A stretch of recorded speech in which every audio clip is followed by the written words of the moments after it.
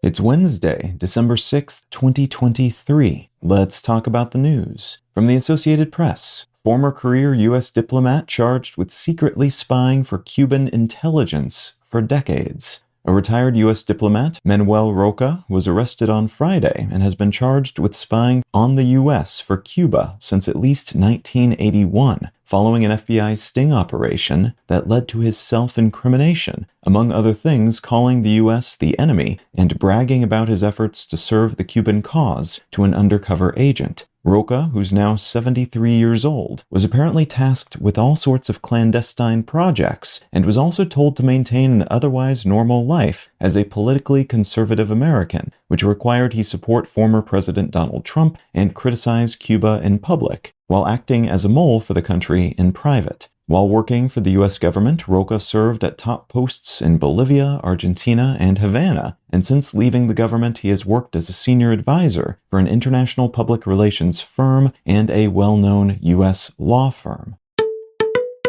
From the New York Times, Netanyahu corruption trial resumes, adding to Israeli leaders' challenges. Israeli Prime Minister Netanyahu's corruption trial, which was paused following the October 7th attacks on Israel by Hamas, resumed on Monday, bringing the legal complications he faces back into the news, even as he struggles with international pushback against the country's military efforts in Gaza. Netanyahu has been on trial since 2020 for allegedly providing favors for business people in exchange for luxury goods presented as gifts, and for favoring some media entities with regulatory cutouts in exchange for positive coverage of himself and his administration. Netanyahu denies these charges, but has also faced criticism for his efforts to strip the Attorney General of powers that would allow him to oversee the prosecution of Netanyahu's case, and for attempting to give himself more power over the country's court system, an effort that led to widespread persistent protests across Israel.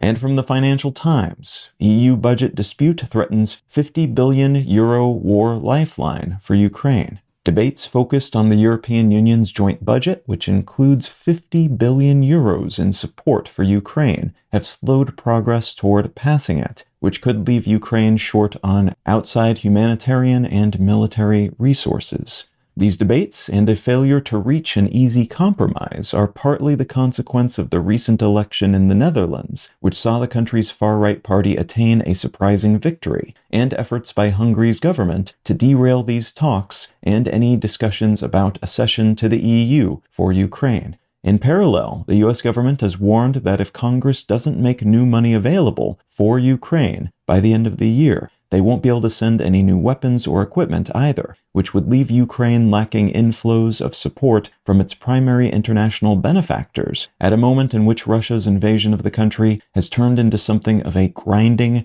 attritional stalemate.